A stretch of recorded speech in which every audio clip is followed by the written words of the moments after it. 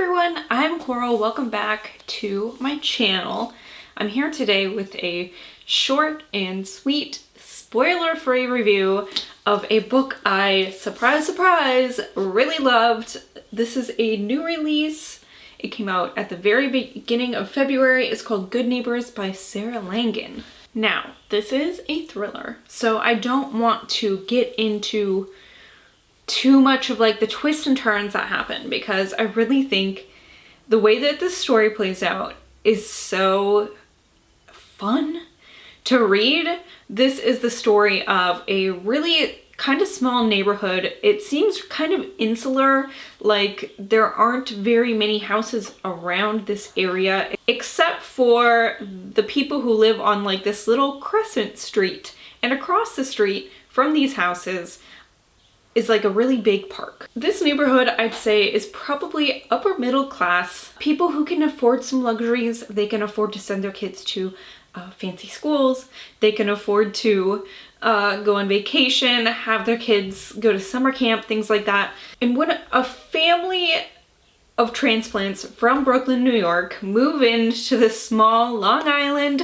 neighborhood, they are kind of ostracized. The family who moves in, they're called the Wilds, and it is a husband, Arlo, a wife, Gertie, their preteen daughter, Julia, and then their son, Larry, who is slightly younger than Julia.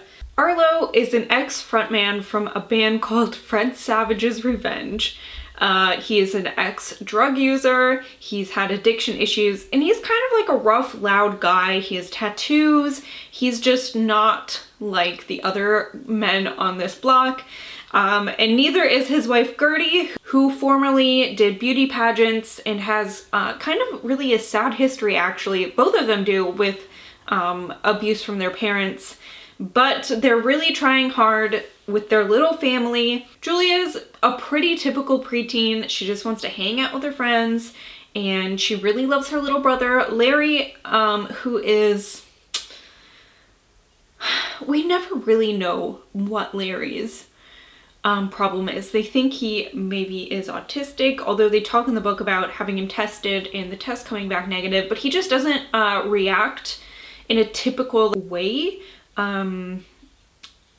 He has some strange behaviors and reactions to things, and he kind of gets picked on by the other kids, but Julia really tries to defend him, and she wants him to be a normal brother. You know, she's hoping that she can just save him from turning inwards and having this like wall up from society like everybody else. Next door to the Wilds is a family called the Schroeders, and the mother, Rhea, is kind of like the top dog as far as like this clique of women in this neighborhood go. They like to do things together. A lot of them have lived in this neighborhood for a long time, so their kids have all grown up together. These adults have grown up together, basically. I mean, not since childhood, but like as adults they've grown and had friendships and relationships with the people on this block for quite some time.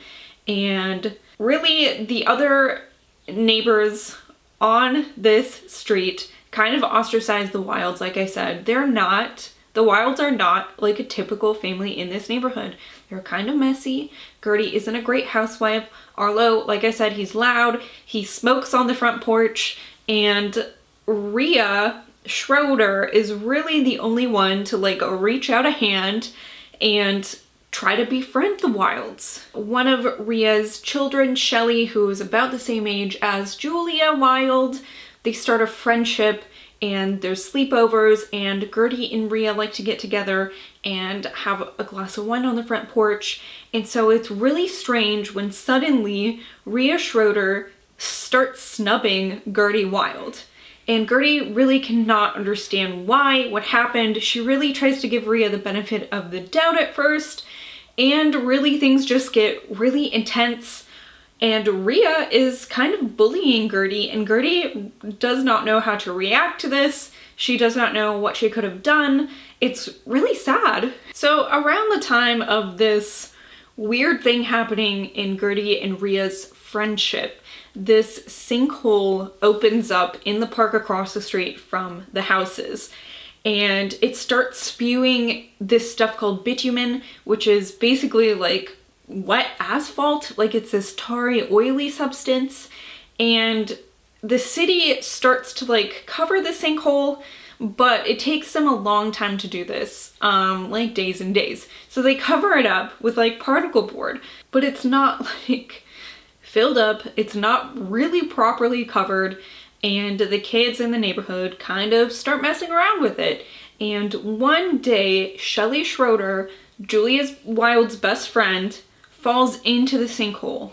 And much to the Wilde surprise, Rhea Schroeder starts this crazy rumor that Shelley was running away from the Wildes, and that's why she was on this board, and that's why she fell in. And it starts this huge, like, it spreads like a wildfire, like this rumor, and it starts all these other rumors and all these other rumors, and it turns the whole neighborhood against the Wildes. So that is a tiny summary. I just can't believe this book is like just a hair less than 300 pages, and it feels like there's so much jam-packed here. Sometimes this book was hard to read. It got really intense. I mean, I don't mean hard to read like it was hard to encourage myself to read it. It was like, it got so intense, and there is a lot of really horrible accusations in this book. It deals with harm towards children and past child abuse and current child abuse, but there's also friendship and hope, and it's this really intense story. I mean, I think that's the best way to describe this book, is intense. I really, really enjoyed this. Once I picked it up, it was so hard to put this down. I always know that I'm reading a great book because I put aside time every day, and that's how I get my reading done usually. So I know it's a really good book when I'm like making more time to read. When I'm like not watching TV before bed, or when I'm ordering takeout so that I have more time to read instead of cooking dinner, things like that. Like, that's when I know I found a really great book, a book that I'm really liking, and that's definitely how it was when I was reading Good Neighbors. It's just so crazy, and because I think that this neighborhood was so insular, like I said, it's like it just gets so explosive so quickly.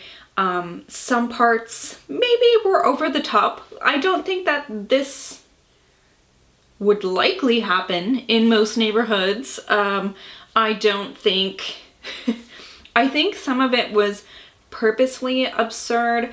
There is one family who the mother and the father are should divorce but haven't, and they literally split their house in half with Sharpie marker.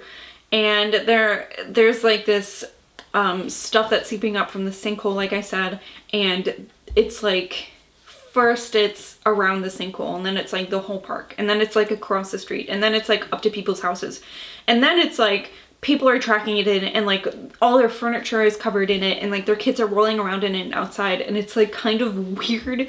And would this really happen? It's just so strange. So all in all, I really liked Good Neighbors. I thought it was fast-paced. I thought it was interesting.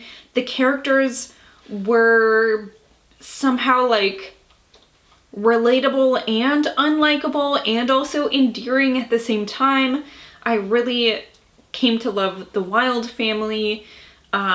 Just these weird little misfits who are trying to be as good of people as they can, and I thought this was a great book.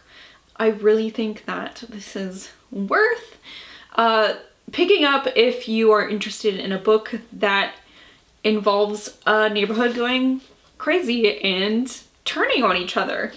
It was great. It was sinister. It was wicked.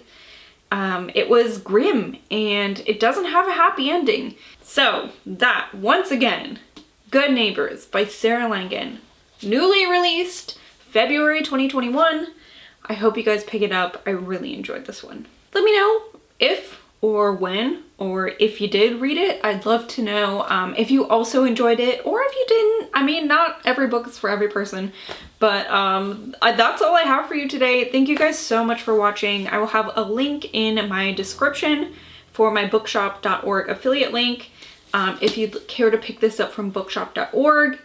And that helps support my channel and also indie bookstores. Thank you guys so much. I will talk to you later.